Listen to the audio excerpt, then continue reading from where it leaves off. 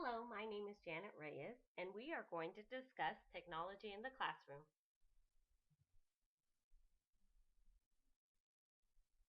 The 21st century classroom has a lot of technology integrated into classrooms today. Please watch this brief video clip.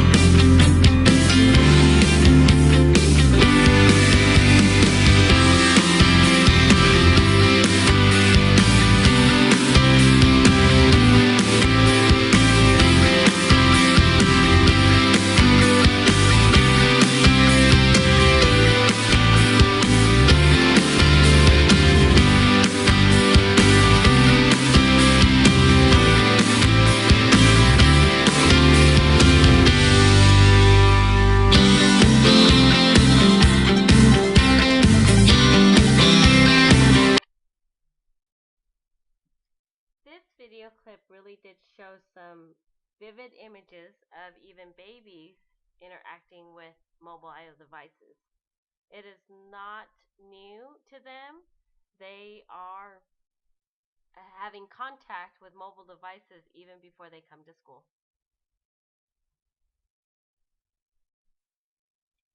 Because of technology in the classroom, teachers and students have to be aware of best practices for technology in the classroom.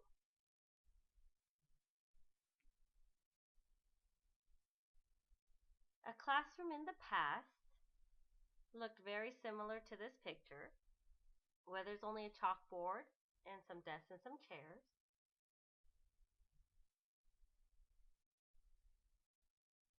Today, classrooms have a little bit more technology in them. They have smart boards, they might have computer labs, they might have computers in their classroom, they might have projector screens, pointers, clickers, other devices that can be used. But a classroom in the future, or even now, if there's the funding for it, have computers at every desk or some type of technology interaction in every classroom for every student.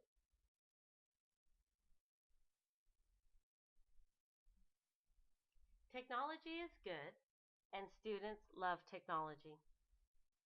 Teachers have to be trained and integrate technology that corresponds with lesson plans.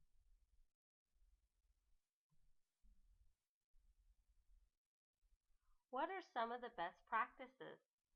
In particularly, what are some of the best practices for one-on-one?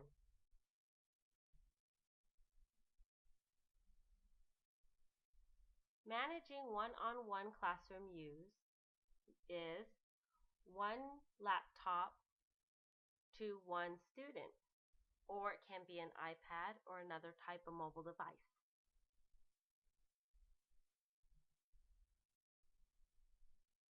We're going to talk about laptops first.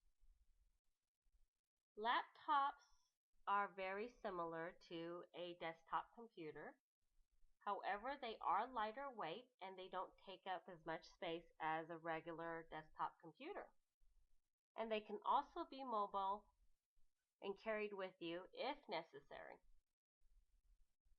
Some good practices to deal with laptops are setting policies and rules and being sure that students understand them.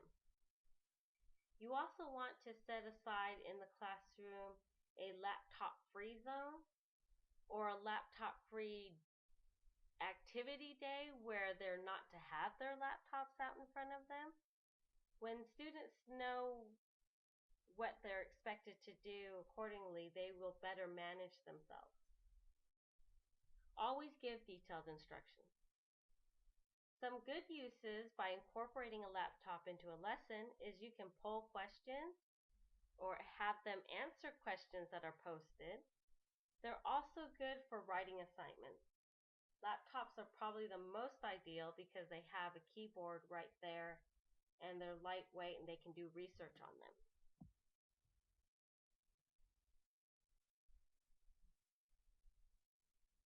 With any computer, laptop, or mobile device, rules are very important.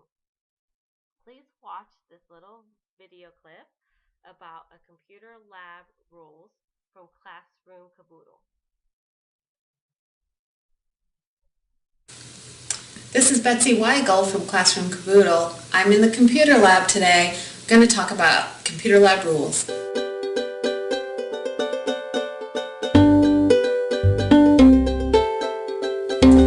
So we all have great expectations of what kids should be able to do in the computer lab, but they need some rules to do them well. So I looked online for some great ideas and came up with this poster to post in my computer lab. Computer lab rules: don't change settings, make sure you save often, follow log-off instructions, work quietly, surf safely, keep it tidy, no food or drink, and manage your own files. This is a great resource to post at the front of the room to remind students what your expectations are for using the computer lab. Great, colorful visual. You can find it on my Teachers Pay Teachers store, Classroom Caboodle.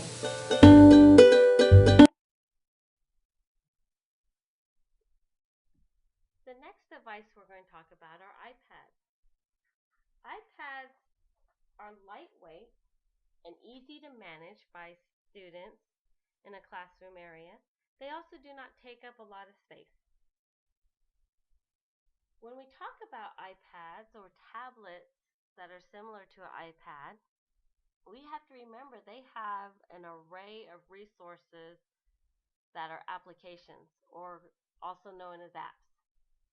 So with that many apps to choose from, we want to focus on content app and make sure we're using an application in the best method to adapt to whatever lesson plan that educators are using. Teachers also should be very knowledgeable and trained about their device or about their iPad. iPads are not computers, and we shouldn't, as educators, use them as such. We have to remember too, iPads are not for multiple users.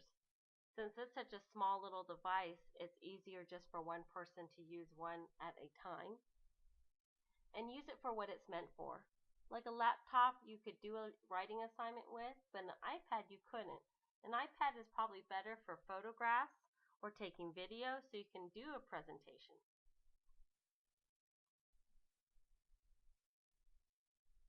Please watch this brief video clip from GovTech.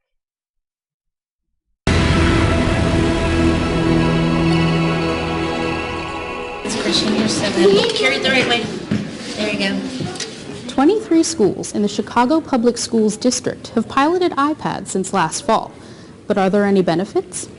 And for lack of a better term, I'm going to say the iPad is the excuse to really look at teaching and learning.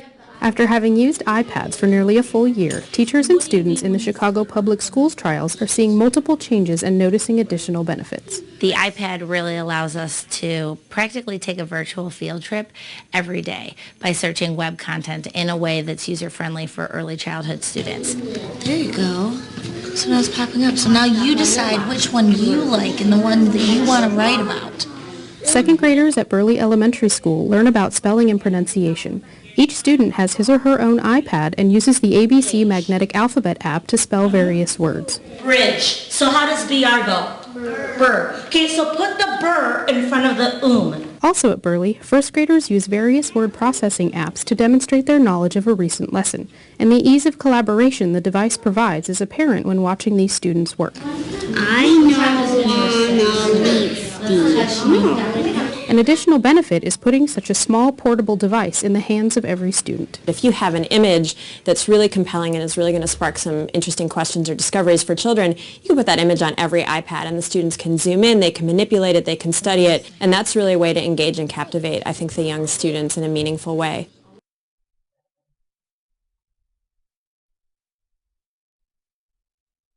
The final mobile devices we're going to talk about is all other mobile devices other than laptops and iPads. So they can come in different types of forms, much like a tablet, all the way down to a cell phone. Some other mobile devices that will probably be coming as well are like Google Glasses, which is wearable technology.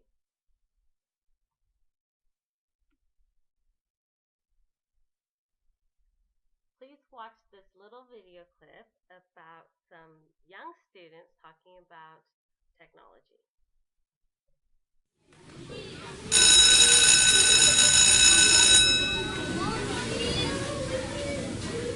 Ralph Waldo Emerson said people only see what they're prepared to see. Grown-ups look at us and they see potential, they see opportunity, they see tomorrow. And while that's sweet and beautiful, we need you to prepare yourself for a different vision of us. A vision where tomorrow is not waited for, but created today.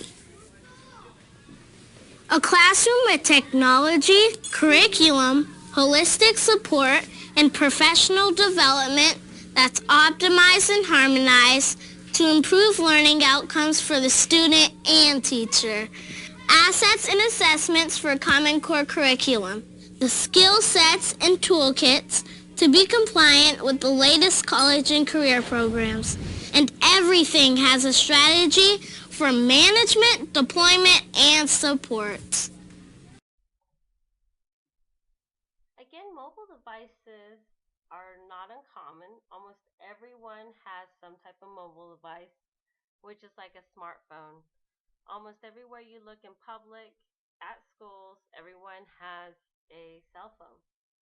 So a mobile device in the classroom would mean that since everyone has one, you can do activities that happen at the same time in the same class. They could be used as polling devices. You can take them outside to snap digital pictures. But again, most importantly, I think it's managing the device use inside the classroom one-on-one. One method is the traffic light signal. And it's like you put a traffic light signal up front of the classroom or on a computer screen.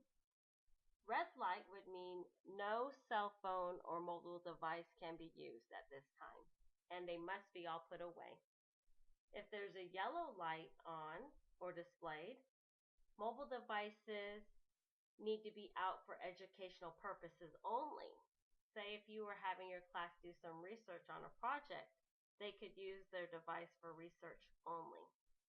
And green light would be that students must have their device ready to go for some type of classroom activity. The future is technology in the classroom. Teachers need to be properly prepared and trained so that they have the necessary knowledge to pass down to the students. Students need that education and need to know how to use it correctly. So rules and policies definitely need to be established. We need to learn to use different devices accordingly and use the device in the best way possible to complement the lesson that we're giving. Please see my resources. Thank you.